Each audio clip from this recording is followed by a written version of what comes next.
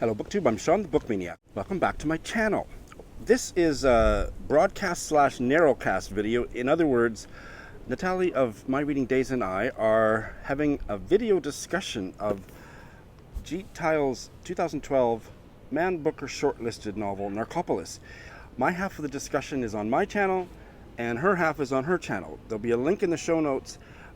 In the short term, it'll be just a link to her channel, but once her video's up, I will also put a link to her response to this, my first video. So I have now read the first two parts, which is basically the first half of this novel, and here are my thoughts. They are for Natalie. Perhaps she will respond to some of the points I raised, but she will also on her channel be giving her impressions of the first half, and then for the second half we'll reverse the order. Natalie will go first with her thoughts on the second half, and I will respond to her video and give my thoughts, okay? So, Narcopolis. Natalie, what the hell is this? I really like it. I think I love it. I won't know until the second half, but I am completely gobsmackingly fascinated by this story. It's so, well, it's like an opium trip. So the only thing to do is I'm going to read the first page. This is not for Natalie, she's read it, but for the rest of you. The prologue is a 7-page sentence, and it is a freaking tour de force of literature. It's one of the most exciting openings to a novel that I've ever read. So I'm just going to break it near at the bottom of page 1, but just know that the sentence continues and continues and continues. Bombay, which obliterated its own history by changing its name and surgically altering its face, is the hero or heroine of this story. And since I'm the one who's telling it and you don't know who I am, let me say that we'll get to the who of it, but not right now, because now there's time enough not to hurry, to light the lamp and open the window to the moon and take a moment to dream of a great and broken city. Because when the day starts its business, I'll have to stop. These are nighttime tales that vanish in sunlight like vampire dust. Wait now, light me up so we do this right. Yes, hold me steady to the lamp. Hold it, hold, good. A slow pull to start with, to draw the smoke low into the lungs. Yes, oh my, and another for the nostrils, and a little something sweet for the mouth.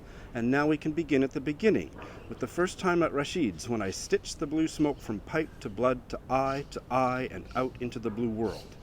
And now we're getting to the who of it. And I can tell you that I, the I you're imagining at this moment, a thinking someone who's writing these words, who's arranging time in a logical, chronological sequence, someone with an overall plan, an engineer god in the machine, well, that isn't the I who's telling this story.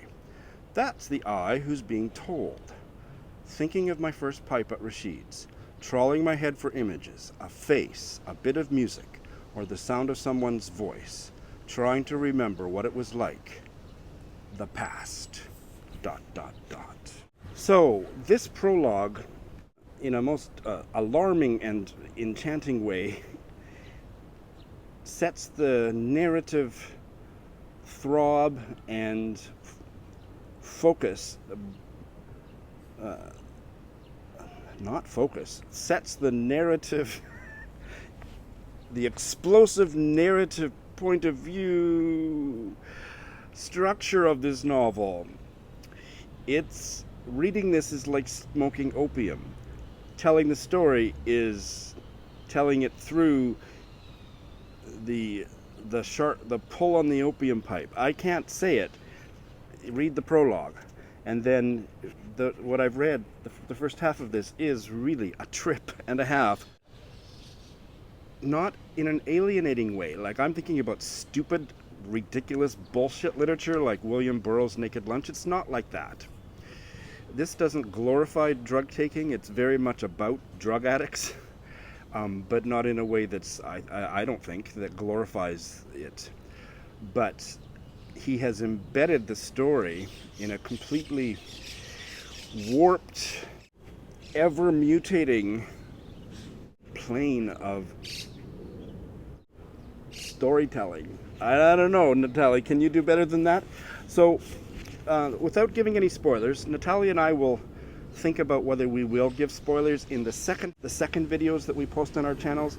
Maybe we don't need to, but we will signpost that. But in this video and I think Natalie's video. She will tell you otherwise. No spoilers. But let me just give you a sense of that whoop and wharf of narrative arc in the first half. So we don't really find out in this first half who I is. I think we get his name, Dom, D-O-M, an Indian guy. We do find out his hometown, but I've forgotten. But he had been in New York, got into trouble, and he's back in Bombay, and he's visiting an opium den. And the mother, or the woman, the staff person there, is Dimple. And she is, I think by this point, perhaps a retired Hijra, intersexed, from intersexed person. And the pronoun she is used, so I will use that to talk about her. So we meet her through the narrator's eyes. Now the narrator kind of disappears for most of the rest of the first half. And we learn quite a bit about Dimple from childhood up into, I think, the point of this story. And then I'm not really sure whether we get her story in a third person, from a third person point of view that goes past when she met the narrator or not. That part eluded me. I should back up and say that before we go way back into her background story, we meet early in this chapters, we meet a avant-garde, very controversial Indian artist, Newton Pinter Xavier. And his art is all about Catholic guilt. So I wasn't so interested in him, to be honest.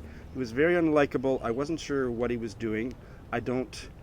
I wouldn't even knock off a smidgen of a point for that critique, but I didn't really care about him. If he doesn't come to play some larger role in the story, I think that would be a flaw, but maybe just me. It's a long story, but he gets introduced to the same opium den through our narrator, and then there is a connection made with Dimple and this artist, Xavier? And then we go into the backstory, and then we meet Dimple's mentor. You know, when she was younger, she had some health issues.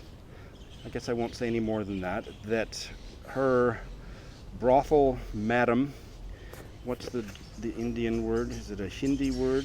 Kai, takes her to see this Mr. Lee, who's a Chinese guy who has an opium den in Bombay to administer opium for the pain. And so she gets addicted, and he kind of takes her under her wing. He's a pretty benign figure. And then we go way back into his and his parents' story in China. And I love that part of the story. I didn't think it was a digression, or if it was really fascinating. It was probably my favorite part of what I've read so far. And there's all kinds of stuff in his life back in China. There was part of it at the very end of that, Natalie, that I thought was just too weird for me. I couldn't figure out what the hell was going on, where he goes... As a soldier, he goes to another city where there's a rebellion, and that was completely fictitious, according to Wikipedia. But it was just such a weird part. So again, that was one of my less favorite parts. But in the main, the Chinese digression was fascinating. The father novelist and the stories he wrote, and then the resonance between the father's final novel and then the book that Dimple had dreamed of. Am I getting it right? She dreamed of a book that was written by a nun that was very apocalyptic, and that resonated so powerfully with the novel that Mr. Lee's father wrote just before he died. Anyway, all kinds of stuff like that. And then we come back, we're back with Dimple after Mr. Lee dies, and that's basically where we are at by the end of part 2, or book 2. I thought it was quite stunning. I did wonder at a certain point yesterday whether it was emotionally compelling enough, but I was emotionally into Dimple's story and Mr. Lee's parents' story and all the stuff about the politics of literature. That, yes, and then the pyrotechnics of the whole story is just really holding my imagination. Now, there's just a couple others, very small things. The China part with Mr. Lee's father, he's said to be a contemporary of a Chinese novelist, Ling Ling. So I googled her, and it comes up on Wikipedia as, I think, Ping Ling. But a lot of the biographical details resonate, but I think the the timeline is transposed in the novel, and novelists get to do that, right? Her life is fascinating, so check her out. I'll put a link in the show notes just to people who are interested, because she was persecuted by the Kuomintang before the revolution for her communist views, and then during the time of the Cultural Revolution, she was imprisoned for her unorthodox views on literature. So I'm really interested in her now. And did you catch the Australian reference? Apparently, after Dimple starts working at the opium den, gets a visit from a famous musician from Australia who puts something about the lyrics about smoking in a Bombay opium den into the song. So I Googled that, and that is Men at Work. I forget the name of the song, but woohoo! I watched an interview that's completely spoiler-free. It's about 10 minutes long with the author Jeet Thayil this morning after I finished the first half. And he talked about that prologue, and he said that came to him and washed over him when he was about halfway through the novel, and it took him several days to write it out. And then he completely recast the novel once he'd gotten the prologue. So that was fascinating. And also he said that yes, some people do criticize the digression about the China narrative, but he talked about the history of Bombay, which didn't really become an urban center until the first half of the 19th century, when the East India Trading Company, sold millions and millions of tons of opium to China, which enriched them, and they owned Bombay at that time, and those funds transformed Bombay into Bombay. So I want to know a lot more about that, and maybe we'll get more about that later in the novel. But I think that's enough. I'm just fascinated. Don't know how I'll feel by the end, but right now it's got me by the throat. So really looking forward to your thoughts. Thanks for watching.